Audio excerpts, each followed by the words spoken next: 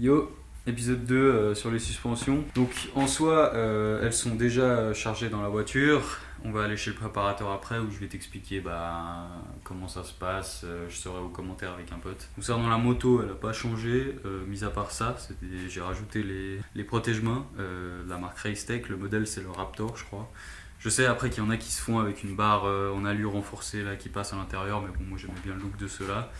Bon, le prix c'est pas le même surtout. J'ai aussi rajouté des poignées Rental Kevlar, ça fait bien plus propre que les poignées Pro Grip toutes défoncées que j'avais avant. Concernant le moteur, il a pas bougé, le carbu non plus. Les deux seules choses, c'est que j'ai acheté des Durit neuves.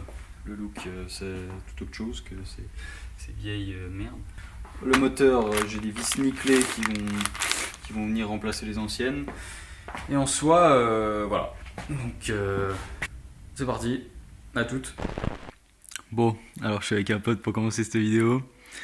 Donc tout d'abord, ce que le préparateur il va faire, c'est qu'il va commencer par démonter toutes les suspensions, vider l'huile et nettoyer pièce par pièce.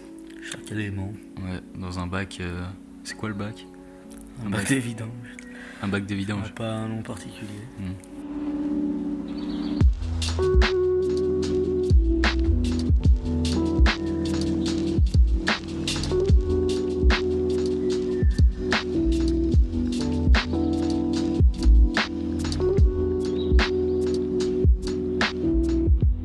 Ça alors c'est toutes les bagues de guidage qu'il y a dans la suspension, c'est ça? On voit les bagues de guidage, la rondelle d'appui pour les joints spi, les clips de maintien. Là on le voit sortir la cartouche interne. Qui sert justement d'amortisseur, c'est ça qui fait... Dans cette cartouche qu'on retrouve l'empilement de rondelles et tout ce qui va faire les settings. Ok. Là on peut voir le nettoyage des pièces dans un bac à ultrasons. C'est vraiment important que ça soit tout propre avant de remonter parce que pareil pour le moteur, la moindre merde, la moindre petite poussière et tout, ça peut tout faire foirer.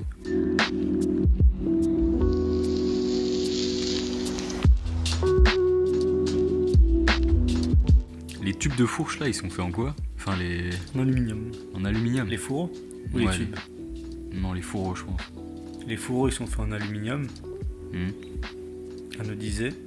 Les tubes, eux, ils sont faits en acier chromé. Ok. Pour avoir vraiment le moins de friction possible. Et puis vraiment de la résistance à la corrosion. Ça c'est le fourreau. Ça c'est le fourreau.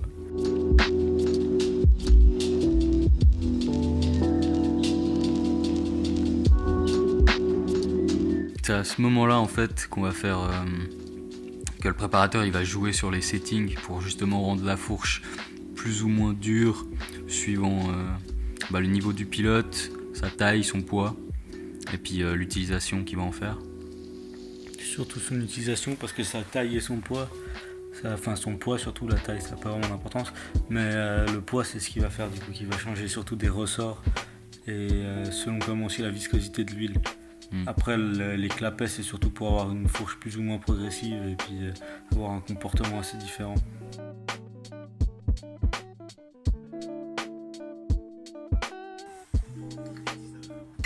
Ça c'est une bague pour insérer les joints spi. Dans le fourreau, bien au fond. C'est vrai, c'est tout. Là on voit le joint spi qui rentre. Ensuite il va mettre le clips de maintien pour que rien ne puisse ressortir. Bien le mettre dans son logement. Et là c'est le cache-poussière pour vraiment protéger le joint spi en fait de toute la poussière, toutes les saletés qui peuvent se coller contre le tube de fourche et qui viennent couper les lèvres du joint spi pour pas qu'il y ait de fuite. Là on voit que sur cette fourche on l'a remplie par le dessous, c'est assez spécifique. C'est des fourches assez spéciales chez KTM qu'ils avaient. Une fourche de merde. Je n'irai pas jusqu'ici. Ah, mais il faut la remplir à ras-bord et en fait il faut qu'elle soit sous vide. Donc pour ça il faut la faire déborder et mettre le bouchon. Puis là donc il actionne le mécanisme pour la cartouche en fait, faire travailler la cartouche pour vraiment vider toute l'air et puis faire rentrer l'huile dans tous les recoins entre chaque clapet, dans les pistons.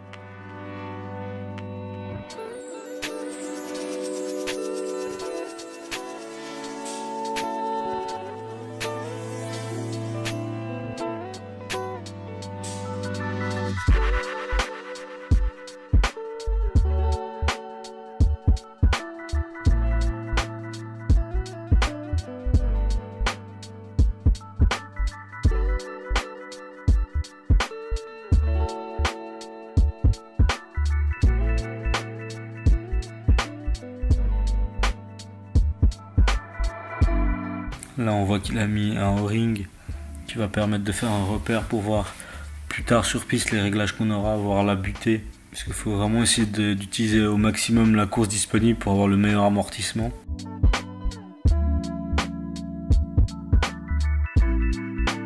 Puis alors là on passe à l'amortisseur. Donc l'amortisseur c'est à peu près le même principe que la fourche, hein. D'abord on vide l'huile, on va démonter pièce par pièce, tout nettoyer de nouveau.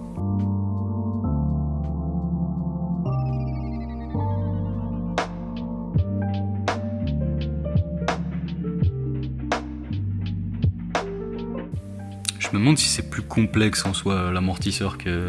C'est pareil, après il y a des pièces différentes, comme la bonbonne d'azote du coup pour compenser le déplacement de la tige avec le piston dans le boîtier d'amortisseur. Ouais. Il faut qu'on ait là, en l'occurrence sur les WP, c'est pas une membrane comme sur les Kayaba ou Showa, enfin les motos japonaises en principe, mais ça va être comme sur du all-in, c'est un piston. S'il n'y aurait pas ça, ça exploserait donc. Non, c'est pas du non. Bah, c'est juste qu'en fait il permet d'éviter la surchauffe, en fait ça compense. Et en fait si on avait pas ce boîtier là, après ça fait un survolume. Ça fait un avec l'huile. C'est surtout qu'en fait ça sera vraiment coupé parce que je n'en sais rien. Tu me disais il y avait l'aiguille qui passe dedans. Donc en début de course, ouais. le trou est ouvert. Ouais. L'huile rentre par là, elle ressort par là et elle doit passer dans ce piston. Donc Exact. ici on a l'empilage compression. Au retour, l'huile doit passer dans l'autre sens, on a l'empilage détente. Ensuite l'huile passe dans ce trou et elle ressort là. En fin de course, l'aiguille bouche le trou, donc l'huile est obligée de passer dans ce piston avant de passer dans l'autre. Ok. Elle est freinée par les deux pistons. Ah, puis tout ça se passe. Et là c'est beaucoup plus dur. Bah oui, ça c'est en une fraction de seconde. seconde. Et en détente, pareil, en fin de course, l'huile est obligée de passer par ses clapets. En plus de cela. Ok. C'est le système PDS. Avant ce système, en fait, du coup, ça fonctionnait pas comme ça, quoi. C'était complètement autrement. Alors, il y avait des biellettes pour donner la progressivité. Les biellettes développaient, étaient plus souples au début qu'en fin de course. Donc, on avait notre progressivité comme ça. Puis KTM ont eu l'idée de supprimer les biellettes pour gagner du poids et d'installer directement l'amortisseur sur le bras oscillant. Bon, ils ont laissé tomber, hein. Ouais, Sauf pour l'enduro. En enduro, il paraît que c'est pas mal parce que t'as pas les biellettes qui gênent dessous pour les franchissements. Tu veux passer un tronc d'arbre, ça accroche pas la biellette. C'est plus fiable aussi de pas avoir de biellette.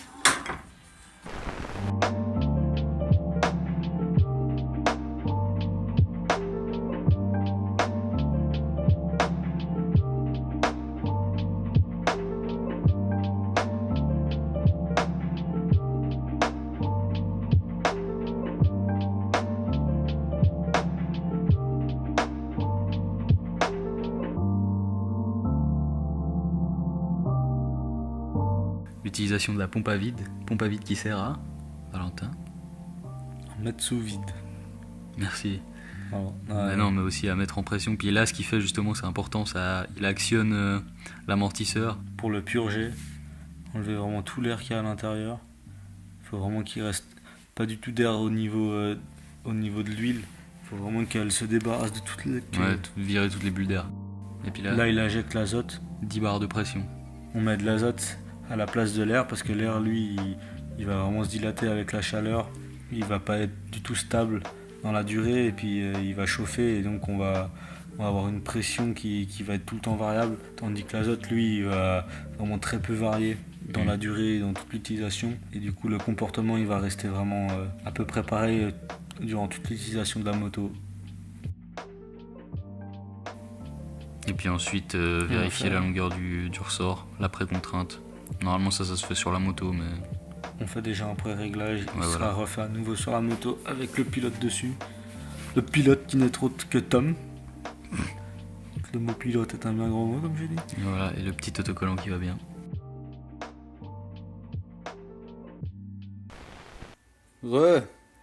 Les voilà, toutes belles. Concernant tout ça, j'aimerais bien sûr remercier JPS Suspension pour sa gentillesse et son super travail. Il a vraiment été cool de m'ouvrir les portes de son atelier. Maintenant, il ne reste plus qu'à monter tout ça.